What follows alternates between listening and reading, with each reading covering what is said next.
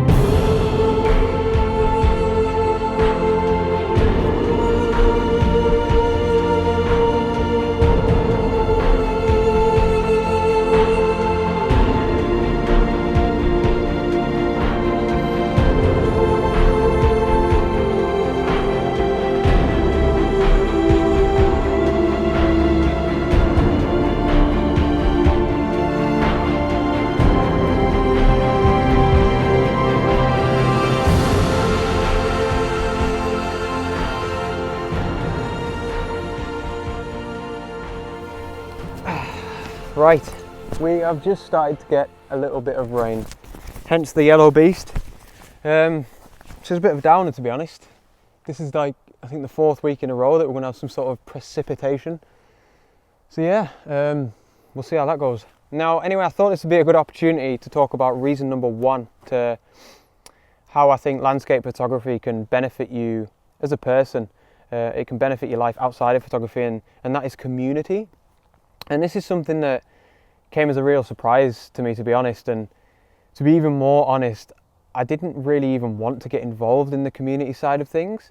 I think, like most landscape photographers, when I'm out, I'm quite introverted, and I enjoy it that way. I enjoy the isolation, being away from people and stuff like that, and not in a bad way. It's just how I enjoy it. And yeah, I think the community is absolutely wonderful in landscape photography, and it's really the opposite to how I thought it was going to be. I thought it was going to be really unwelcoming and unfriendly, and I thought it was going to be like loads of older blokes that are probably quite traditionalist and shoot film and hate digital cameras and all this, but couldn't be further from the truth. I actually want to plug in a group, a Facebook group that if you're not involved in any sort of community, this would be a really good start. And you don't have to be UK based, even though it's a UK based group.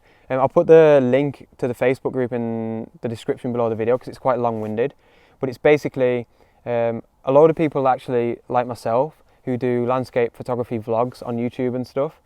And yeah, you'll be able to find loads of inspiration and stuff like that on there as well. So yeah, definitely go and check them out and get yourselves involved in like the community side of things. I definitely wouldn't be where I'm at with my vlogs and my photography as well if I didn't get involved in community. So yeah, get involved. Anyway, I want to find the first image because it's getting a little bit dark now. So let's go and see what we can find.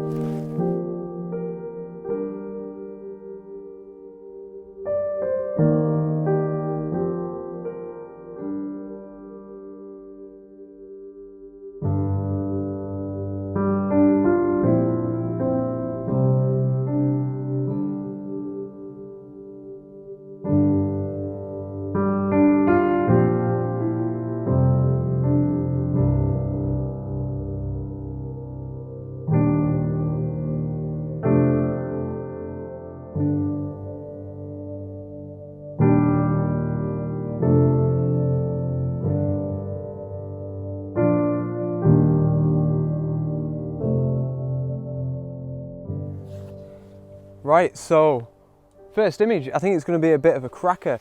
Now, the first thing that I'll definitely say is this would be a greatly improved image if we had light. I find myself saying that quite often, but it's because it's so true. It's a cliche because it's so true. However, I think this is definitely a location and a subject that I can return back to when the light's better, and I probably will, to be honest. I reckon it'll be worth it. Now, before I get into the settings or composition or anything, I wanted to give you a quick tip, and it's a second-hand tip from Thomas Heaton. Basically, my tripod is not very sturdy and the ground's quite spongy, so kind of like it often is in the woodland. But if you use your live view, once you're set up and you've got your exposure and everything sorted, if you zoom into the subject, you don't have to zoom all the way, you get a much better idea of how much shake is going on with your tripod. So you look, if I deliberately shake the camera there, you can see how much it's shaking. And then more importantly, you can see when it stops shaking. And then obviously with the remote shutter as well, you're giving yourself the best chance to get a nice sharp image. So not too complicated, but it definitely helps out a lot. Now, for the subject, we found this beautiful series of fern leaves here, and I spotted it from a mile away, to be honest. It's a wonderful subject, and I've got my composition set up. I'm using a couple of trees on the left and right hand side to try and frame the fern leaves, and I'm shooting kind of upward the best that I can just to try and get rid of all this chaos that's underneath it. There's a couple of fallen pine trees and stuff like that, so I mean, it's not ideal down there.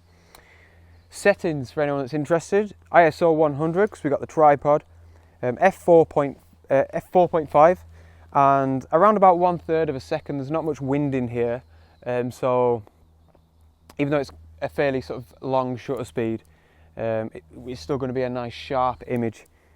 So we'll take that shot, and that looks wonderful. Exposure looks pretty spot on. Before I show you that image, I wanted to talk about reason number 2.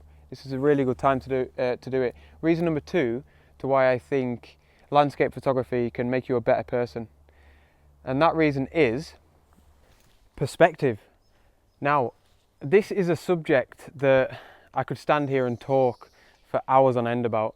And because it's so important, and it's the thing that I've noticed in myself that's been like the biggest change since I got into landscape photography. And I really think that most landscape photographers would feel the same. You know, when I'm out and about and I'm not even involved in any sort of photography, I really appreciate things in a way that I never used to. So, easy example, if I've finished work and the sun's setting, I'll be looking up at the sky and thinking, wow, that's amazing. And maybe I'll be with somebody that's not into photography and they'll just be like, yeah, it's all right, innit? Like, you weirdo. There's just things like that I've really started noticing with my mind. And it's just generally given me like a much more positive outlook on life and on nature and things like that, for sure. And I think I'm really appreciating things like sunsets and the Milky Way, and like patterns in the trees and stuff like that. Things like I really think we're supposed to appreciate as humans, to be honest, without getting too deep. But yeah, it's definitely the biggest change that I've noticed in myself, which is wonderful, and I wouldn't change it for the world now. I really like how I've inherited that sort of character trait from my landscape photography. Now, I need to get going because it is getting dark, and I am determined, as always, to find one more image. So let's go.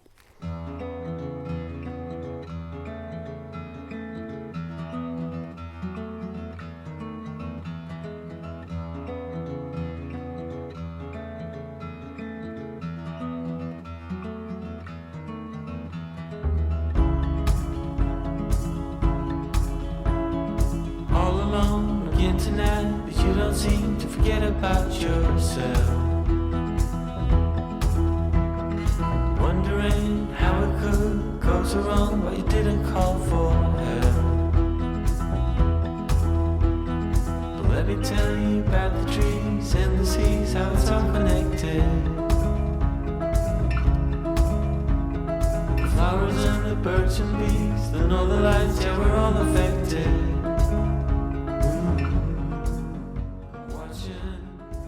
So, the third and final reason why I think landscape photography can improve you as a person, and that is patience. And this is one that you're going to hear all the time, trust me. And again, it's very cliche, but it's very, very true. When you're out with your camera, a lot of the time you're at the mercy of the weather and the elements. And a lot of the time you've got to just hang about. Sometimes hours if you really want to get an image. But not only that, you know, you might have to keep patient in the sense that you've got to keep returning to a location and just bettering your chance to get a really nice image, especially if you're convinced that a nice image exists in that location. So patience is always worth it. That's one thing that I've learned, and I think, to be fair, I'm a pretty patient person outside of photography as well, so I haven't noticed a massive change in my own personality outside of photography. But I think that an impatient person would improve greatly from getting involved with landscape photography, that's for sure, because you have to be patient and you'll learn that very quickly. Now, I have took one last image, but it's not the best, to be honest. It got very dark, clutching at straws a little bit, and I think I almost just wanted to get another image for the vlog, just to showcase the landscape at least to you guys of where I am. So I'll show you that image now, and quickly just say, as always, thanks a lot for watching. It's massively appreciated. I'd also appreciate it if any of you guys could follow me on my Facebook page, which I've pretty much only just set up. I'll put that below in the description. It'll probably put it next to that group that I mentioned earlier as well. So yeah, as always, thanks so much for watching, guys. Like, subscribe, please comment. It really helps my videos out, and I love hearing back from you guys, and I shall see you next week. Out.